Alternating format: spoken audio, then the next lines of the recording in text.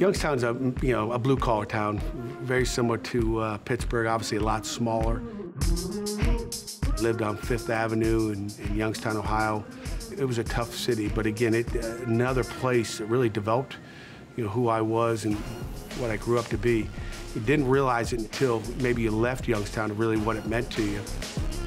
Growing up being a coach's kid is, I don't know if there's a better way to grow up as a kid. What other profession can you go to work, every Saturday with your dad and watch him coach and be a ball boy? I mean, I've got pictures from, being this big, and I learned how to under-toss that ball to official. I think we were some of the best ball boys around. It was awesome growing up as a coach's kid. I wouldn't trade it for anything in the world. It was, it taught you, really what life was all about, really, when you think about football and the development of the disciplines you have and hard work. I mean, it's kind of how I grew up, and I think that's why I'm, coaching football today. Hey, nice, quick, crisp practice. The bar has been set today where you are, okay? Now we make improvements. We are working on the mental preparation now of how to make tomorrow 3% better. We always talk, 3% better. You wish you had more, I can tell you that. I mean, played for him for 1 year, which was the hardest year of my life, playing for him. He was the linebacker coach, which was my position. He was the defensive coordinator, he was the head coach.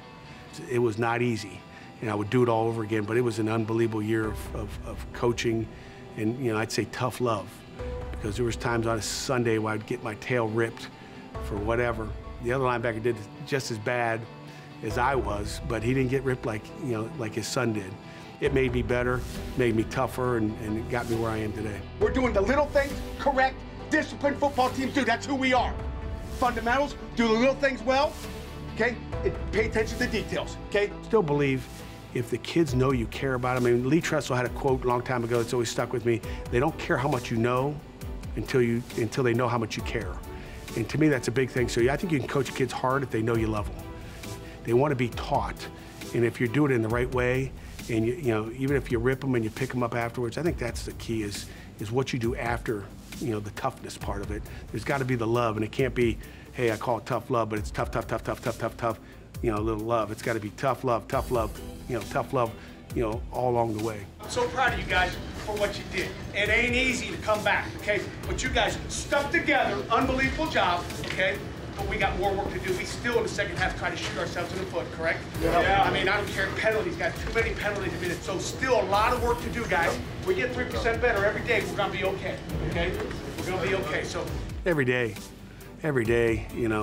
especially on Saturdays, I'll pray that he's looking down and making sure I'm making good decisions like he did. He's a National Coach of the Year, so I'm just trying to be like him. I mean, he was an unbelievable football coach, an unbelievable person, great dad, and every day he's with me, and I think about it because obviously he was a coach, and hey, what would Dad have done here? I wonder, I remember him doing it like this.